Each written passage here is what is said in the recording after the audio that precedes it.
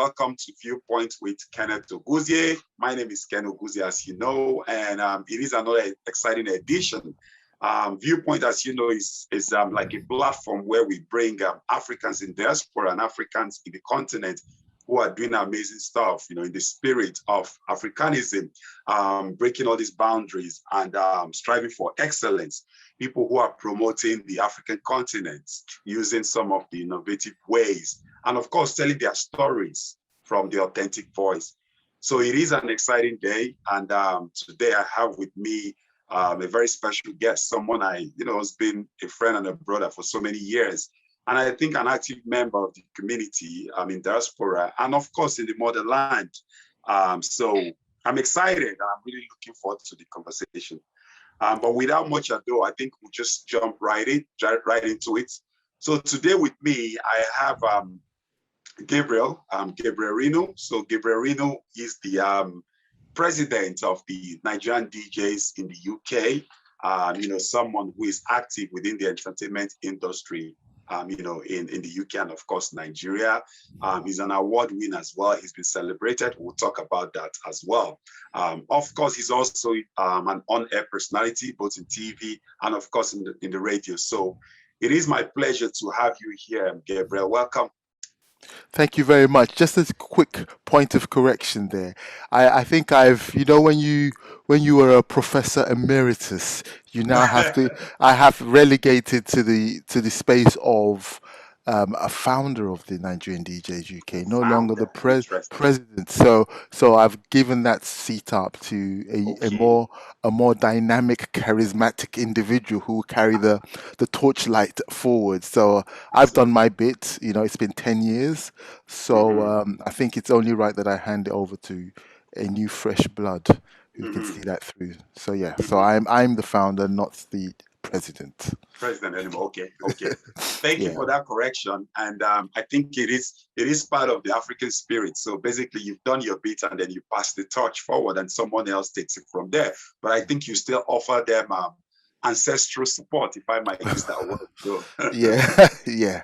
A bit of light touch handwork, because you want the person that's at the seat to kind of give it their own interpretation and do it their own way. So it's always important to do that without infringing on their own sort of space, Absolutely. Agreed. Anyways, it's good to have you and welcome. I officially welcome you to Viewpoint with Kenneth Oguzie, and I think our viewers, I guess, a lot of them will probably know you, and I'm sure people keep track of some of the things you're doing. So we will probably delve into some of it and sort of tear them apart and listen to your story and how you managed to accomplish everything which you have done and how you want to accomplish more in future, because I think this is just the beginning. Right. Yeah, definitely. I'm up for the conversation, It's good to have a conversation. Yes. But I mean, it's always it's just rightful that typically we just start off by asking like who is Gabriel or Gabe, DJ Gabe, as you love to be addressed. Like, who are you? Who are you? Yeah, it's a good question, and sometimes people don't even think about who if I had to describe myself of who I was, how would I describe myself? I've actually never actually thought about it, but when now that you ask the question, I look at myself as a lover of music, a lover of people.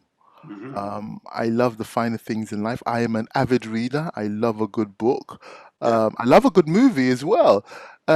Does that define who I am? It is part of the likes I am, but it's an integral part of who I am as an individual, because when you read, you broadens your mind, and when you love people, you always want to hear their story, and you always want to kind of know what their journey is like. So you have to also equally be as a good listener. You also have to be entertaining, because as well you need to entertain the person, but also more importantly, I'm also a lover of music. I've always loved music. I think music is quite an important part of one's life. It's the soundtrack Absolutely. of your life because Mhm. the nostalgia that it brings to you, and a certain song can throw you back into a particular moment. You know what I mean? And it's just not about the music. It's the music makeup. It's everything that's got to do with music. I absolutely love. And in a nutshell, that's who I am. I like an intellectual conversation. I like a Mhm. conversation that could both stimulate my mind and also stimulate your mind. So I always like people who are of that ilk. I always like to have a conversation with them. I listen as well as share my thoughts, and we rub minds. That's who I am, and that's what I enjoy doing. If you Mhm. want to stimulate me, you can stimulate me with any of those things above. That makes sense. And to be honest, I think that's a wonderful perspective. And the fact that you've accomplished all of this and everything you do, a lot of it is like tied into music. And we know how important music is in the African culture, in terms of, from the slave trade days, how people would sort of use music as a solace in terms of when Yep, they're going through a lot of stuff. So yep, it's great that we carry that culture forward. And yep, of course, we're using it in other ways these days, but the most definitely. important thing is still like holding on to that heritage. And I mean, ambassadors like you, that's what people like you do. And of course, we, the listeners, we then sort of help Mm. propagate it as well, correct? Yeah, definitely. I totally agree with you. I think music is just one of those things that you can't overlook. And to kind of look at where music is, African Mm-hmm. music, not just any Mm-hmm. music, to look at where it is today. If someone had told me at the time that I embarked my musical journey, that we'll Mm-hmm. get to a stage where music will be on a global stage like this, I would have argued because I have seen the evolution. Some people have seen the finished product. I saw it Mm-hmm. from its infancy. I saw Mm-hmm. it when, well, I can't say African music was born, but just the pop culture that's now kind of transpired to what it is today. I've seen Mm-hmm. it in its early stages, and you could tell that, gosh, I think only a patriotic Nigerian, only a lover of Nigeria will appreciate the music. Anyone outside would not appreciate. But now we are in. Oh, sorry, we're at a stage where our music is being loved by not just Nigerians. Excuse me one second. That's People okay. outside of Nigeria also loving our music. Can you see me? Mm-hmm. Okay, is it okay? Yeah, Yeah, I can see it. yeah. So I think it's amazing. I would never have predicted that, and to be honest with you, I am so happy. I'm really Mm-hmm. happy. Yeah, Mm-hmm. definitely. Mm-hmm. Yeah. Mm-hmm. But I think it's also good because you touched on that, and I think that's why I really want to ask you this question. I mean, right now you are a professional DJ. You have featured on radio. You are still featuring, and you've done a lot of work with a lot of notable names, across Africa and in the Yeah. diaspora as well. Yeah. So, Yeah. what was the inspiration? Like, I respect DJs a lot because of the creativity that comes with it, and sometimes people really underestimate their impact in the whole dynamics of music because they are sort of the conveyors. They sort of like move it from A to B. When it's Yes. Yeah.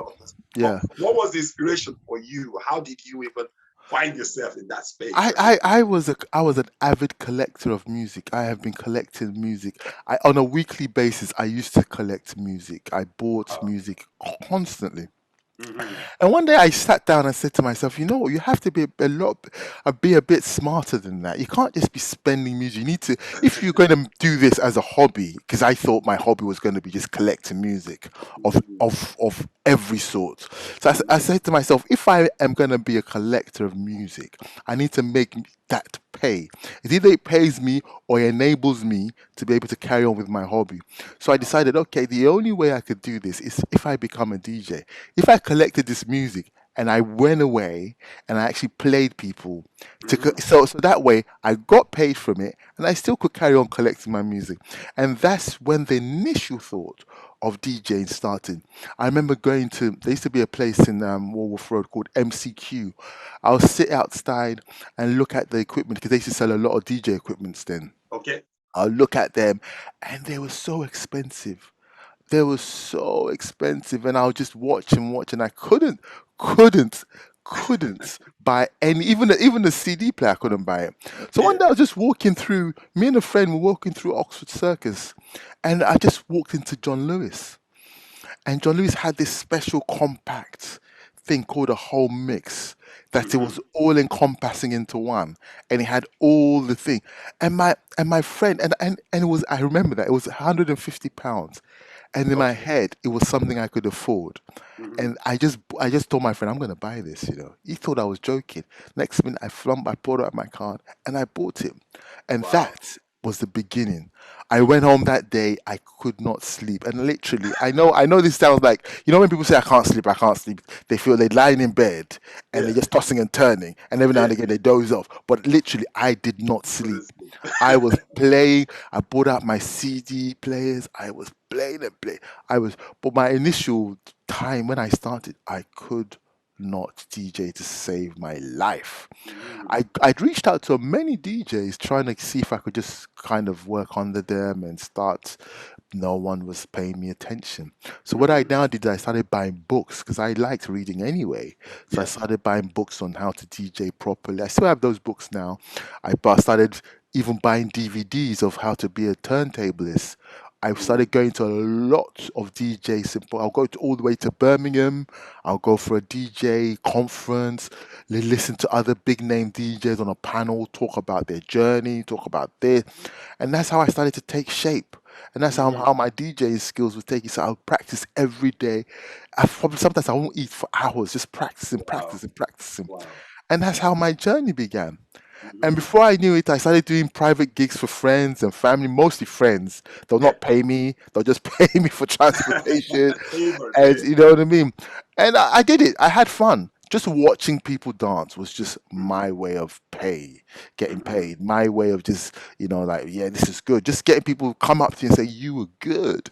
Yeah. All that stuff. And what I also started doing, I also started listening to other DJs that I had a lot of, respect for. Listen to how they Absolutely. brought the music in, how they mixed it, the timing, the precision, the beats per minute, all of that. Yeah. And I was self-taught, and I'm happy to say today now, I feel like I'm doing quite well for myself as a Mm-hmm. DJ, knowing fully Mm-hmm. well that I actually taught myself. I was so close to going to this DJ school in New York. At the time it was about $5,000, which is a lot for a man who hadn't made a lot of money there. Trust me, it Yeah. was a lot. But Yeah. I just thought, what, I'm just going to go for it. Buckle down, put your head down, and just Mm-hmm. go for it. And yeah, I'm happy to say, yeah, I Wow. am here today. Yeah, definitely. Wow. You Wow. know, Wow. And I was gonna talk about the TV piece, but you said something which I really wanted to sort of follow up. So how was the transition from, DJ as something you do for entertainment's sake into, like a money-making venture? Because I think it's important for our viewers to understand that, because there's always that everything starts off as a passion, but the challenging piece is commercializing whatever it's you that do. transition, It's isn't it? like how did you transition? What did you like? What was the mindset, or how did you make that happen? So the mindset was, I started using that small piece of equipment to Mm-hmm. now realizing that I think I enjoy this too much. I think I need to make it a business. Yeah. That's when I decided to physically go and purchase the stuff I used to see in MCQ in Camberwell. I Mm-hmm. needed to invest my money in it. I didn't have a lot of money. I had a girlfriend at the time who knew I was so passionate about DJing. She actually Mm-hmm. went and bought all her savings and Oh gave wow. me so I could actually buy the equipment. So I Mm-hmm. remember buying. I didn't end up in MCQ because what I started doing is I started buying a lot of magazines where they sell DJ equipment. A lot of places I started just to kind of compare prices. Anyway, this girl gave me the money to buy my first equipment. You know what I mean? Okay. And that's how I bought my first professional DJ equipment. Mm-hmm. And once I bought that, and once people started calling me for gigs, first it was family. I Then they started saying, "Look, can you come and DJ for me?" I said, "Look, I'm gonna have to charge you because look at the Absolutely. equipment." And they didn't pay a lot, but they paid. Of course. It's So that they got step. in. They got into the habit of paying, and that's how the journey began. So when you saw the setup, you play. People heard. They like what they heard. They like what they see, and they come up to you and say, "Oh, can you do my daughter's birthday? Can you do my son's birthday? Can you do Mm-hmm. my wedding? Can you do this? Can you do?" And that's how the journey began. But also, Mm-hmm. it's an important element of it. You also need to be able to market yourself. So I had business cards. I started out with having business cards. I gave out business cards. social media wasn't as popular as it was today, Obviously not. but I was able to kind of just reach out to people. I was very involved with the community. I was going out, doing a lot of networking services, doing a lot of Mhm, networks, and mhm, that's how. And also try at the same time trying to improve myself as a brand, and trying to look mhm, at other elements, of what I could do to become a bit more of a household name, mhm. So I look into like things like radio and all that sort of stuff. Yeah, I started doing a lot of that so that at least the brand and the presence was there because mhm, it's all about visibility. It's important to be yeah, visible. So yeah. if you are going to be a business, you have to be visible within your immediate community, and that's Mhm, how I was able to kind of make that slow but steady transition into becoming a DJ. And what I also noticed I did at the time, I remember my one of the biggest gigs. But I've earned more than that, but the biggest gig I ever did was a Nigerian Ghanaian wedding at the time. At the oh, time, at the two time, years okay, ago, okay, it was a yeah, seven. I was paid £750 at the okay. time. That to me was a lot. Mhm, I remember it. It was in Hackney, and what I did at the time was I realized that whilst I was very comfortable within the Nigerian music scene, I wasn't too comfortable on the Ghanaian scene, and they had mhm. equal measure of guests. Actually, So yeah. what I had to do is I had to collaborate. I collaborated with another DJ who now Mhm, bought another person. So I had mhm, to even though I got paid £750, I divvied that money up, but mhm, the wedding was very memorable because one of the guys had the best equipment in town. The other guy was so comfortable because hip life was the thing at the time. Hip life yeah. was a big thing. And he brought that in. He was really a good hip life DJ. I was like my proper Nigerian DJs. They told me to Twi'lers of this world, the Plantation Boys, Yeah. all these ones it was in my back pocket. So Mhm. I was kind of so when he gave it to them, I gave it to them, and the sound system was out of this world. So Mhm, what am I trying to kind of point out there is the importance of collaboration. mhm, Even though you feel like you can do it. There's nothing wrong with collaborating. You go further with collaboration, and that's what I found.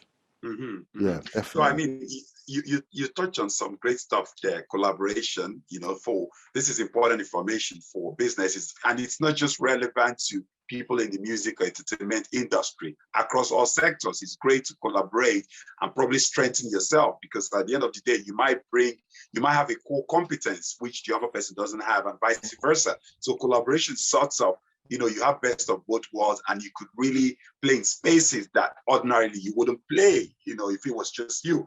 And of course, you talked about the fact that people got used to the habit of paying, because a lot of times businesses struggle, especially when they start off small, the humble beginnings, as we call it, transitioning, and people just can't see themselves paying you for a service because they kind of like get carried away with the passion, and sometimes it's too much familiarity. They're like, oh, Absolutely. you're my friend, or you're my cousin, or you're my family. So you found ways to get people into that habit of paying. And then the Yeah. last one you talked about was visibility. You said it did help you, visibility, which sort of helps me go into the next question I was going to ask. TV, because you do a lot now on TV. You're like, TV personality, hosting all these amazing shows, which of course I watch them on your social media platform, and they're really inspiring and all of that. So how did that come about? I mean, is it still tied to visibility, or I'm trying to think about the skills intersection here and the parallels. So the TV thing was something I have to be honest and said I stumbled across. Mm-hmm. But it's like opportunity meets timing. You know what I mean? Absolutely. I felt like I was at a space during the lockdown where I'd reached the stage because slowly but surely I've been DJing now for I think it's safe to say it's close to 2 decades that I I've been know. a DJ for. So I was at that space where I needed, as they say, a different kind of high in the sense that I was looking for something else that was going to stimulate me. Mm-hmm. And when the lockdown happened, I went through a brief illness that just made me realize that life is too short. Mm-hmm. And I just thought, oh God. And when I came out the other end, I was so happy, so good, because that was lockdown was happening everywhere you look. This amount of death, that amount of death, Yeah. this virus is ravaging that community, is ravaging. So you were bombarded constantly with doom and gloom. Yeah. And I was, Negative. and you were at home, and I was constantly at home, and I thought to myself, what can I do? Hmm. I thought, okay. So I just started, and I just got a DJ of mine. We just went on, all of us just went on an Instagram chat one time, a private Hmm. chat, but we went live on Instagram, and we Hmm. just started talking. A group of DJ, myself, DJ Abbas, DJ Casey, DJ Ike Hmm. from Germany. A few of us just gone into a little chat, a private chat on Instagram, and Hmm. we all came on and we just talked for hours. And that gave birth to an Instagram live discussion. So that's how Hmm. I just started doing on 3 times a week during the peak of lockdown. I started I joined one of interviewing. them. I think I remember joining one of those your Oh, Instagram live. nice. Yeah. Yeah. So I just went and just started a bit like what you're doing now, just asking DJs for their journey, how they became DJs, what Hmm. inspired them, and every night people tuned in. And you know Nice. what? Instagram became a channel of its own because I remember that time where people just logged on it and everybody was live. DJ N is live, DJ this is live. Everybody was so Instagram became a channel in its own, like a TV Hmm. station in its own Yeah. right. And Yeah. ours was just one of them. So that's how I started doing it. So I think that gave birth to maybe people again visibility. People Yeah. saw me regularly Monday, well, so from Wednesday, Thursday, for Friday. I was Yeah. constantly doing this, having fun, having a good time. And maybe, I had a friend at the TV station who they were looking at a presenter who could present a program. At the time, it was a program with regards to NSARS, because NSARS was at its Okay. peak.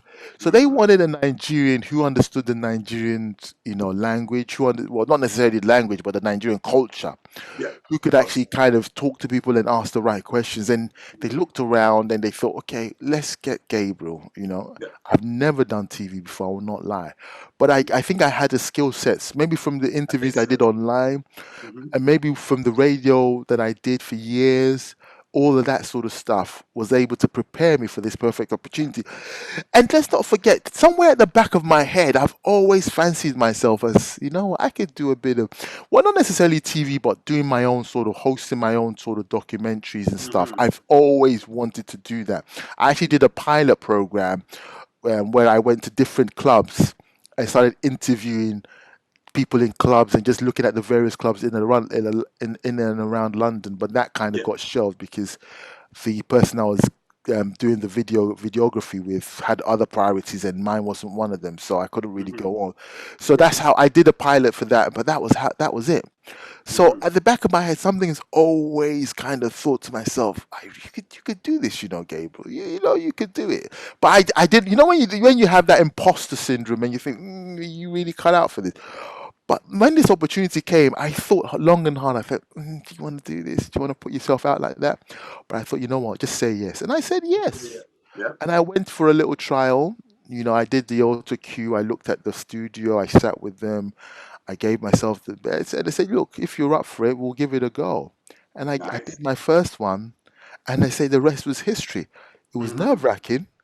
It Hmm. was quite scary because when you feel like you're on proper TV, and this is not like this is a proper TV station Yeah. with, it was at the heart of Chiswick Park. When Wow. if those who know Chiswick Park very well I will do. know that Chiswick Park is a hub for a lot of TV stations, and that was Hmm. where it's always a proper operation. It wasn't like a shot, it was a proper operation. Like you had like four different cameras, auto cue. I've never been in one of those before. I Yeah. mean, although I've done radio on a professional level, but the TV gives you a different dimension. So that Of was course. quite good. So I went there and I thought, wow, this is amazing. And I just went and I just pretending I was having a conversation with someone like I'm having with you. And Hmm. that's how, and you just kind of park the nerves for a bit. And also you had the auto cue. You can always go to the auto cue, and that kind of prompted you on what to say and Yeah. stuff like that. And I Yeah. did my first one, and they said, would you like to come back? And I said, yes, please. Yes, You know what I mean? please. And then I came back, and the rest is history. And I am down. I'm down there. I mean, when did End SARS start? And when did it end? October. So Oh, I've so been yeah, doing yeah. TV. I've been doing it TV since October till now. It might Mhm. not be. It might not be long for a lot of people, but if you think of it on a weekly basis, from That's a October lot. to That's now, intense. it's a Yeah. long time. So yeah. So Mhm. that's how my Mhm. journey into TV kind of commenced. Yeah. Well, I mean, of course, I have watched a lot of editions of what you do, and I think it comes very natural for you. I've seen that, I can't, I mean, I struggle to believe that you've done this for less than a year because, you Mm. seem to have a good grasp of it. But I think it's just your personality, like from what I know about you in terms of you being very natural, creative, and really able to keep your audience engaged, Mm. and it's very interesting. And I mean, that's why I'm not surprised to see the outcome being this TV gig. And so now you're playing in DJ, radio, and now TV. So it's sort of Well, you've yeah. covered pretty much Well, I've even covered print. I've actually covered print. I okay, did. I wrote an article in 2011, which was one okay, of the biggest selling article for the Voice newspaper, and wow, it was actually and it was headline cover again. Let's not forget this one. uh-huh. Again, it was one of those moments where I'd never done journalism before. I've never written for a newspaper before, Oh, but I just sent, because we were at around 2011, 2012. mm-hmm, The African music was at a pinnacle stage, it was at a mm-hmm, tipping point, and I mm-hmm, just felt like it was important to talk about the African Renaissance. mm-hmm, And for those who know, the Voice newspaper is a predominant, although it's a UK based, black based newspaper, mm-hmm, it was geared to the Afro Caribbean community. mm-hmm. So it talks a lot about the issues affecting Africa and black people in general in Like the in UK, general, okay. but it was geared towards that. So my article was talking about the African Renaissance, how it's cool to be African again, Nice. and why Africa is the new place. This was in 2011. Wow. You saw the So you saw tomorrow. I won't go that far, but it became the headline piece. It became Yeah. the front page, and Yeah. what also helped, because it was a newspaper who was talking. It was an Afro Caribbean newspaper, but when they mentioned Africa in the front, it now started to attract an African audience as Mm-hmm. well. So they were also, so that's why it became one of their biggest selling publications, because the Africans were seeing it. I was promoting it. The Caribbeans wanted to know what Africa Cool was all about. I still have a Mm-hmm. copy, and that was how, again, that started again. So Mm-hmm. collaboration kind of plays another key role in this sort of thing. And the guy was Mm-hmm. so thankful and so grateful. And the journey of myself as a young man who was born and brought up here, who also lived in Nigeria. When I was living up here in the UK, it was never cool to be African. I remember Of when I was course. in my school in St. George's, I used to go to school and I used to deny being African. You know what I Mm-hmm. mean? Even though my name said otherwise, I said I was American. I was anything but African, But because African, yeah. African was not cool. And Mm-hmm. now being able to watch younger children, you know, to kind of become so cool and so African and Mm-hmm. proud, just made me a better person. Just made me, even me, there was a bit of a shame in me, because at one point I denied being African. You know what I Mm-hmm. mean? And not because, if you asked me, I wouldn't tell you, but I'd rather not tell you. I'd rather you figured Yeah. it out. You know what I Yeah. mean? Because with a name like Gabriel and a gold tooth, Yeah. you probably could have worked. Maybe I was Jamaican or from a Caribbean island, Yeah. but I didn't want. I never told people that Mm-hmm. I was Nigerian. But now I probably would tell you I'm Nigerian first if I actually told you my name. Of course. Of You know what I course. mean? So, Yeah. the paradigm shift is so amazing, and I'm so happy Mm-hmm. that we're in a space where I can Mm-hmm. actually say and do that. You know what I mean? And Mm-hmm. it's just really good, really good. Mm-hmm. Mm-hmm. And it's interesting how that whole piece has actually transformed or progressed over the years, and I mean, it's the same thing in Canada as well, where sometimes I meet a lot of, Africans who probably were born or bred here, but obviously they've got African roots. And this story is not too far from what you just spoke about, where probably growing up, the way they would really want to be affiliated to the African culture is sort of changed now in comparison to now. So it's a good time to be alive. It's a good time to be African, like I say, and it sort of helps me sets the tone for the other question. So now, there's this whole movement around trying to find ways to integrate the African diaspora and Africans in the motherland. And of course, you know what I do, a lot of the core of what I do around international trade and business is also to sort of create those linkages between these two groups, because we share a lot in common. But of course, sometimes your experiences living in diaspora sort of shapes you a little bit, and we always have to find meeting points. So now, as an ambassador for the whole, Afrobeat sort of African music and culture, how do you think this can really help in terms of solidifying or sort of bringing closer the African diaspora and the Africans in the continent? I think it's all about sharing both the stories. I think it's important to share both your narrative and also creating your own sort of narrative. And collaboration is always key, isn't it, really? Because if you're both collaborating and just working together or finding a common ground, I think that will also always help. And I think it's important that we constantly take charge of our own narrative, because for years, people have always told our stories for us and we've just accepted it. We have never actually gone and verified any information because it's come from a source. We believe that's the divine source. But it's important to kind of be able to kind of shape our own destiny by telling our own stories and being able to kind of find ways to kind of work together, and collaborate more. And I think that's the only way forward in terms of trying to kind of merge and bridge that gap between Africans in the diaspora and Africans in Africa. Because for years, Africans in the diaspora, all they hear about Africa in Africa is just doom and gloom. The Absolutely. stories are not right. The political climate is always saying, look, don't do business in Nigeria because someone's gone there and had a very bad experience. They come back and tell the story to diasporans, and everybody doesn't want to do business in Nigeria anymore. Africa should be seen as Africa, Pan Africa, not just Africa, not just Nigeria. Because you're Nigerian doesn't mean you should just limit yourself to going to. I was in Rwanda last March, and what I saw there, I'm absolutely amazed. I was planning on going to South Africa again until COVID hit, but I'm looking at Africa as Africa, not just Nigeria. I go to Nigeria very well, but there are other ways, and there are other ways you can connect with Africa without actually necessarily.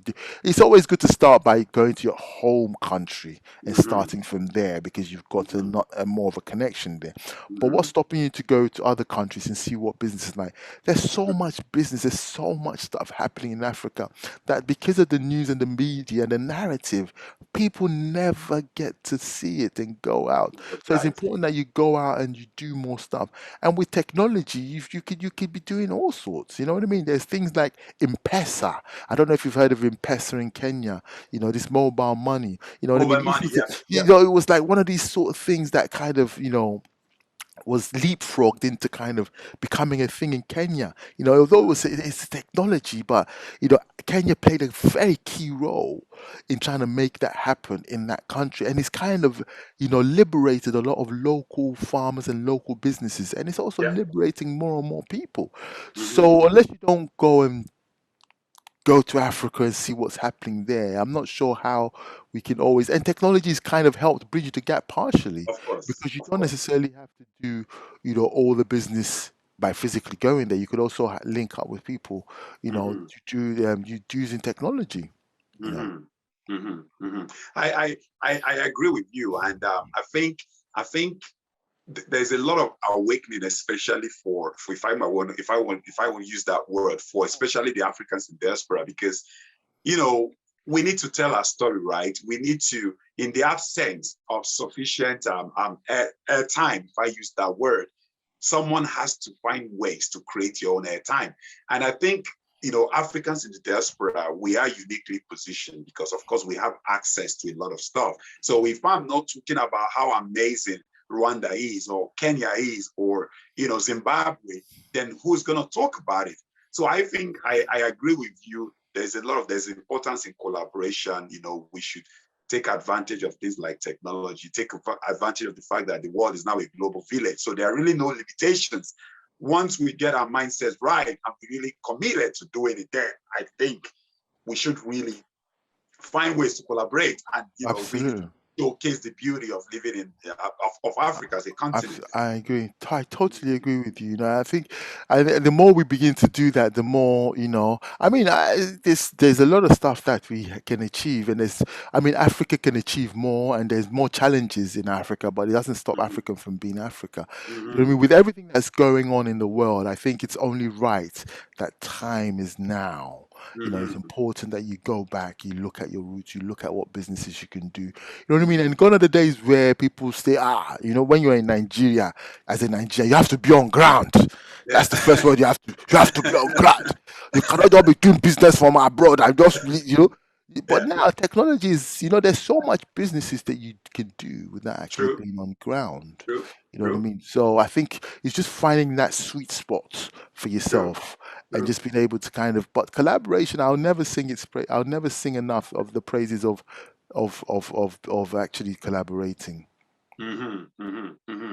I agree, but so I mean, of course, the whole music and entertainment, it's a big space. It's a big space. It's a massive space. It's a massive space, exactly. It's been known historically until tomorrow to empower people, both from an economic development standpoint and, of course, from an individual self-fulfillment standpoint. What would you say? What's your prediction in terms of the direction it's going in the continents? Entertainment and all of those pieces. It's a good question, because we see, when you fought for liberation for such a long time, and now you got the liberation, but you never you're going philosophical now. And now you're thinking to yourself, now what's next? Yeah. The journey to liberation is so many obstacles. When you get the liberation, you're thinking, what's next? Because the people who were fighting for liberation never made plans beyond liberation. They just played plans for liberation, and once the liberation comes down, they're like, wow, okay, so what's next? So I think we're at a place where as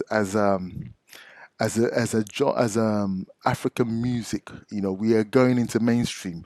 So now that once we hit mainstream, the question now becomes, what's next? Because we fought for years. Many of us, never thought the mainstream, the possibilities of going mainstream as an artist is gonna ever happen, but it happened. And now you're thinking to yourself, now the music, the sound is being borrowed by multiple genres, and people are playing it now. It's now kind of slowly integrating into pop culture, whereby you even hear, a song by Justin Bieber, but you think it's Burna Boy that's singing it, because the sound and pattern is different, but they're borrowing and they're cross-pollinating in terms of sound and everything, and now what now happens is now people are now complaining that the Nigerian music is being too pop, but you fought for popularity, you fought for mainstream. Now you got it. Now you're saying it's too pop, because a lot of cross pollination happens when you go pop, because you can't just be too Nigerian or African heavy. It has to be a bit of this, a bit of that, and that's where we're at, that space at the moment. What's going to happen in the next couple of years? I think there's going to be an emergence of more and more beautiful artists coming out of Nigeria. And what I like now more than ever is the fact that you don't have to kind of travel all the way or relocate to America, Canada, UK to become a household name.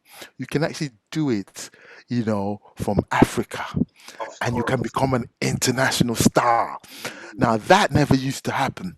I know it happened, but they were few and far between. But now you've got a host of stars, in Africa who are on the global stage.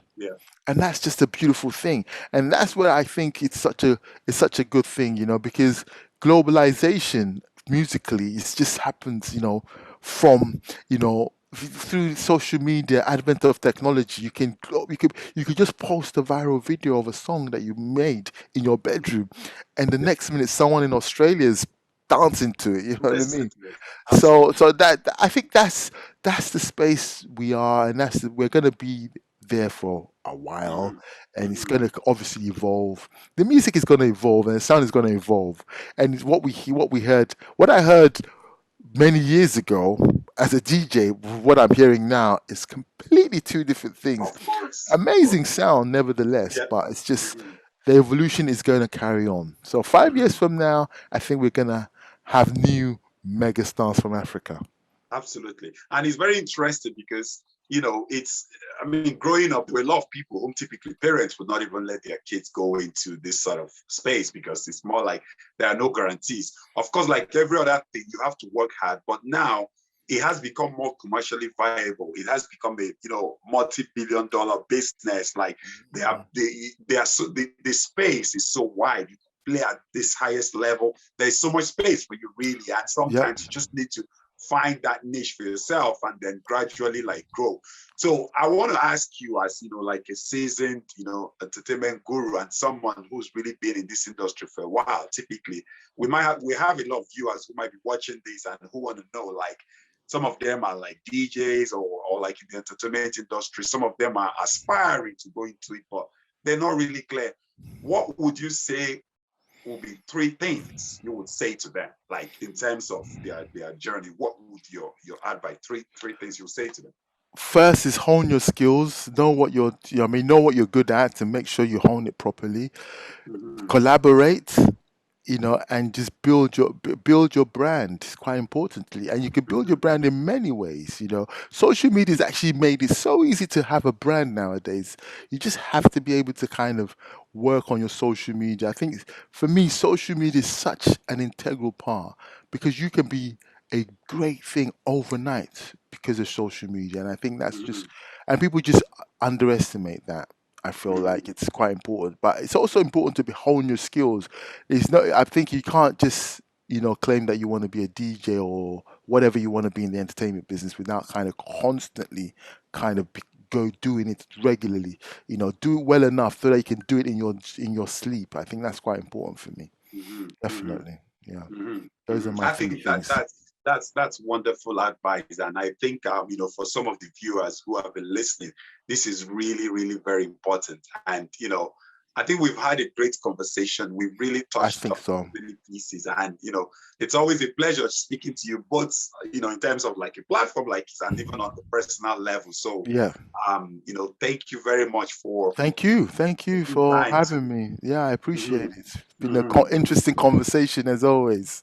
Yes, yes, and Definitely. it's ongoing like every other thing. And to be honest, I think hopefully in the near future, I see me reaching out to you again to say, hey, we want to have a part two of this conversation. What has happened from that time till now? Because Yeah, a lot definitely. will happen, both in the industry and of course from your own. Because I know you recently won an award as well. Tell me about that before we go, because it's I know you it's won an it's award. it's a global impact award, and it was Wow. given to me by the contribution to Afrobeats that I've done, from a global point of view. I mean, I played a very minuscule role in terms of elevating the music. I'm not solely responsible, but I did play my position I can nevertheless. testify to You that. know, Yeah. it's quite good to kind of be recognized because I'm not one to kind of be. I've never been one to be at the forefront of stuff. I just want to be doing things in the background. You know what I Absolutely. mean? And rather than just be at the forefront and be everywhere. So it's good to kind of get recognized from that. So Fantastic. that was quite good. Yeah, thanks. Yeah, Fantastic. definitely. And coincidentally, what's the core of the whole Viewpoint platform is to really celebrate Africans who are creating an impact. So Mm. I think this is perfect. I have someone, I'm speaking to someone who's been recognized, for his impact in the whole entertainment and the music industry. So congratulations. And I think it's Thank you so much. well deserved. Thank you so much. Thank Yes, you. yes, Thank you. yes, yes. Cheers. So I'm really looking forward to speaking to you again in future, and yeah, keep doing what you're doing and keep carrying the You flag. too. You keep doing what you're doing too. You're doing a great job. Fantastic. Thank you so much, Gabe. Take care. All right. All right. Okay, viewers. So we have been speaking to Gabriel Reno, who is the founder of Nigerian DJs in the UK Association, and who is someone who is seasoned in both radio DJs and of course TV. Someone who has really carried the African mantle for more than 2 decades in terms of promoting the Afrobeat, entertainment, and of course music as a whole. Someone who is really always collaborating and building the next generation of players and leaders within that sector. So as usual, this is great, and it's really wonderful speaking to him. So please stay tuned for the next edition when we'll bring another guest, people who are making all this impact, Africans in diaspora and African in the continent. Once again, my name is Ken Oguzie, and looking forward to talking to you again in the next edition of Viewpoint. Thank you.